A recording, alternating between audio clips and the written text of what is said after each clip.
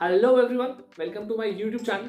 मैं हूं chartered accountant Deep किंद्रा और आज के इस वीडियो में मैं आपसे डिस्कशन करूंगा कुछ ऐसी ट्रांजैक्शंस के बारे में जिनकी वजह से आपको इनकम टैक्स का नोटिस आ सकता है। तो कोशिश ये कीजिए कि इन ट्रांजैक्शन से दूर रहिए, इन ट्रांजैक्शंस को मत होने दीजिए सो दैट आप इनकम टैक्स नोटिस से बच पाएं। गवर्नमेंट ने बहुत कोशिश करी कि वो आपकी इनकम को या आपकी रिसीट्स को ट्रैक करके आपसे इनकम टैक्स वसूल पाए, बट शायद उसमें उतने कारगर नहीं हुए। तो गवर्नमेंट ने एक दूसरा तरीका इख्तियार किया, एक दूसरा रूट कोशिश करी जिसमें वो आपके एक्सपेंडिचर्स को, आपकी पेमेंट्स को या आपकी इन्वेस्टमेंट्स को ट्रैक करेंगे सो दैट उससे वो एस्टिमेट कर पाए कि इसकी रिसीट्स या इनकम कितनी होंगी और वो आपसे एक रिक्विजिट इनकम टैक्स कैलकुलेट कर पाए। तो आज इस वीडियो में हम डिस्कशन करेंगे सेक्शन 285BA, जिनको हम स्पेसिफाइड फाइनेंशियल ट्रांजैक्शंस भी कहते हैं। ऐसा नहीं है कि ये बहुत रिसेंटली आया है, ये एक पुराना ही सेक्शन ऐड किया गया था। इसमें कुछ थोड़े बहुत चेंजेस आए हैं, तो हम इसमें पुराना भी समझेंगे और नए कौन से चेंजेस आए हैं उनके बारे में भी डिस्कशन करेंगे। सबसे पहली ट्रांजैक्शन जिसकी वजह से इनकम टैक्स का नोटिस आ सकता है is cash deposit in your saving bank account in a financial year.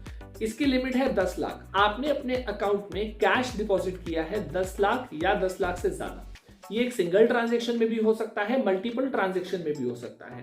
And one thing is to be clarified कि यहाँ पर एक अकाउंट की बात नहीं हो रही है, आपके जितने सेविंग बैंक अकाउंट है सबको टोटल करके देखा जाएगा कि 10 लाख की लिमिट पूरी हो रही है या नहीं हो रही है।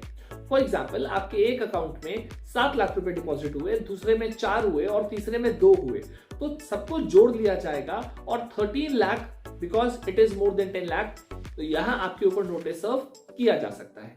ऑन द सिमिलर फॉन्ट, अगर आप बैंक से बैंक ड्राफ्ट बनवा लेते हैं इन कैश पूरे साल में 10 लाख रुपए से ज्यादा, अगेन यहां पर सिंगल ट्रांजैक्शन नहीं है, मल्टीपल ट्रांजैक्शंस को भी कंसीडर किया जाएगा।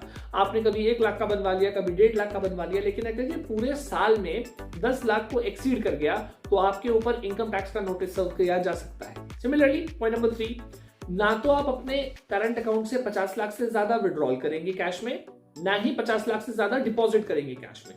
When I'm saying 50 लाख, ये 50 लाख कोई सिंगल ट्रांजैक्शन के लिए नहीं है, मल्टीपल ट्रांजैक्शन मिला के भी 50 लाख से ऊपर नहीं होनी चाहिए।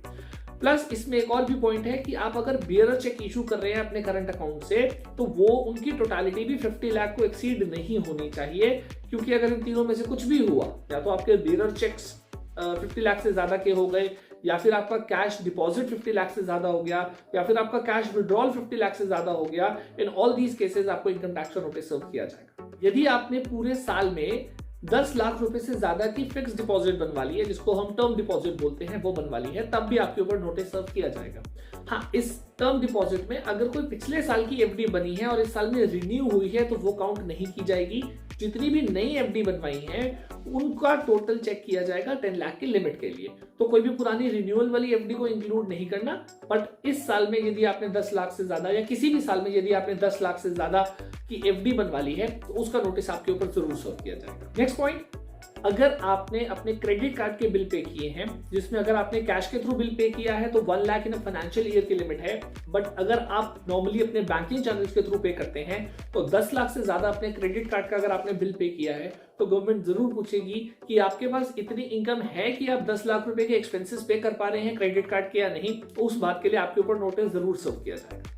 नेक्स्ट पॉइंट है इमूवेबल प्रॉपर्टी से रिलेटेड। यदि आप साल में कोई इमूवेबल प्रॉपर्टी खरीदते हैं या बेचते हैं, दोनों केसेस में आपके ऊपर नोटिस सर्व किया जा सकता है अगर उस इमूवेबल प्रॉपर्टी का सर्कल वैल्यू 30 लाख रुपए से ज्यादा है।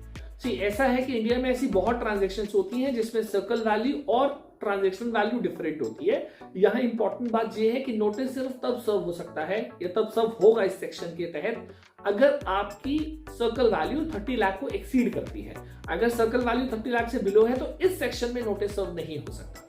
नेक्स्ट पॉइंट, अगर इनकम टैक्स को यह पता लगा कि किसी भी डीलर ने 2 लाख रुपए से ज्यादा की कैश पेमेंट ली है अपनी किसी भी ट्रांजैक्शन में, फॉर एग्जांपल कोई कार की एजेंसी है या ट्रैक्टर की एजेंसी है या कोई भी ऐसा काम है जहां पर सिंगल यूनिट या सिंगल ट्रांजैक्शन की वैल्यू 2 लाख से ज्यादा होती है, और अगर गवर्नमेंट को ये किसी भी तरह से पता लगता है कि आपने 2 लाख से ज्यादा कैश रिसीव किया है किसी भी ट्रांजैक्शन में, तो भी आपके ऊपर इनकम टैक्स का नोटिस सर्व हो सकता है। नेक्स्ट पॉइंट, अगर आपने एक साल में किसी भी कंपनी के 10 लाख रुपए से ज्यादा के शेयर्स परचेज किए हैं तो भी आपके ऊपर इनकम टैक्स का नोटिस सर्व किया जा सकता है, because government wants to know कि आपके पास इतना पैसा कहां से आया कि आपने 10 लाख से ज्यादा किसी कंपनी के शेयर्स एक ही साल में परचेज कर लिए। यहाँ इंपॉर्टेंट बात यह है कि फर्क नहीं पड़ता वो शेयर्स आपने कैश में परचेज करे हैं या नॉन कैश में परचेज करे हैं। यदि आपने शेयर्स परचेज करे हैं तो आपके ऊपर नोटिस सर्व किया जा सकता है। इवन अगर आपने शेयर एप्लीकेशन मनी के लिए 10 लाख रुपए से ज्यादा दिए हैं तब भी आपके ऊपर नोटिस सर्व किया जा सकता है। नेक्स्ट पॉइंट, सिमिलरली अगर आपने किसी कंपनी के डिबेंचर्स या बॉन्ड्स परचेज करने के लिए 10 लाख रुपए से ज्यादा स्पेंड किए हैं, अगेन कैश या नॉन कैश में फर्क नहीं पड़ता, तो एक साल में यदि आपने किसी भी कंपनी के बॉन्ड्स या डिबेंचर्स परचेज करने के लिए 10 लाख रुपए से ज्यादा स्पेंड किए हैं तो आपके ऊपर इनकम टैक्स का नोटिस सर्व हो सकता है इस section. On the same font, अगर आपने एक साल में 10 लाख से ज्यादा के म्यूचुअल फंड परचेज किए हैं तब भी आपके ऊपर नोटिस सर्व किया जा सकता है। Another point under this section is, अगर आपने कभी फॉरेन करेंसी में एक्सपेंडिचर किया है 10 लाख से ज्यादा इन अ फाइनेंशियल ईयर, या फॉरेन करेंसी बेच के आपने पैसा रिसीव किया है, तब भी गवर्नमेंट आपसे पूछ सकती है कि ये पैसा या फॉरेन करेंसी आपके पास कहां से आई या इतना पैसा कहां से आया। इन रीजंस की वजह से हमारे पास इनकम टैक्स के नोटिस सर्व हो सकते थे, बट अब गवर्नमेंट ने कुछ चेंज कर दिया। अब गवर्नमेंट ने हमारे ITR पोर्टल पे, that is income tax portal पे, आपके अकाउंट्स में ये सारी इंफॉर्मेशन आपको पहले ही दे दी कि आपकी ये इंफॉर्मेशन हमारे पास है, तो आप जब भी अपनी रिटर्न फाइल कीजिएगा तो इन इंपॉर्टेंट पॉइंट्स को ध्यान रखिएगा, इनके अकॉर्डिंग अपनी रिटर्न फाइल कीजिएगा। इस पोर्टल की एक्सेस असेसीज को अलाउ कराते टाइम गवर्नमेंट ने 2 या 3 एडिशंस और किए हैं। जो चीजें, जो इंफॉर्मेशन आपके पोर्टल पर रिफ्लेक्ट होंगी वो कौन सी है? उनमें सबसे पहले है इंटरेस्ट इनकम। तो कहीं से भी यदि आप कोई इंटरेस्ट कमाएंगे वो भी आपके पोर्टल के ऊपर रिफ्लेक्ट करेगी। अगर आप किसी कंपनी का डिविडेंड रिसीव करते हैं वो भी आपके पोर्टल के ऊपर रिफ्लेक्ट करेगा।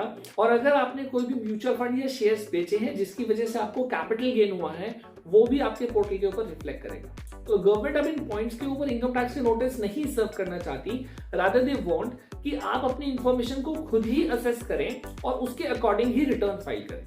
तो इस वीडियो का पर्पस आपको डराना नहीं था, सिर्फ आपको ये इन्फॉर्म करना था। आपके पास इस सभी डेटा की एक्सेस अवेलेबल है अपने इनकम टैक्स के पोर्टल पर, तो रिटर्न फाइल करने से पहले जरूर चेक कीजिए कि ये सारी इंफॉर्मेशन को आप कंप्लाई कर रहे हैं या नहीं कर रहे हैं। पहले तो कोशिश कीजिए कि आपकी ये ट्रांजैक्शन हो ही ना, और अगर हो भी जाए तो फिर ये इंश्योर कीजिए कि ITR फिल करते टाइम इन सभी ट्रांजैक्शंस के कंटेक्स्ट में कंप्लायंस को पूरा किया जाए। आई होप एंड बिलीव ये वीडियो आपको अच्छा लगा होगा और इस वीडियो ने आपकी नॉलेज बेस में कुछ ना कुछ एडिशन जरूर किया होगा। अगर आपको ये वीडियो पसंद आया है तो इसको लाइक कीजिए, अपने फ्रेंड्स के साथ शेयर कीजिए। अगर आप इसी तरीके की और वीडियोस देखना चाहते हैं तो चैनल को सब्सक्राइब करना बिल्कुल मत भूलिएगा। एंड अगर कोई प्रॉब्लम है तो आप कमेंट करके पूछ सकते हो। मैं हूं chartered accountant Deep Kindra. Thank you.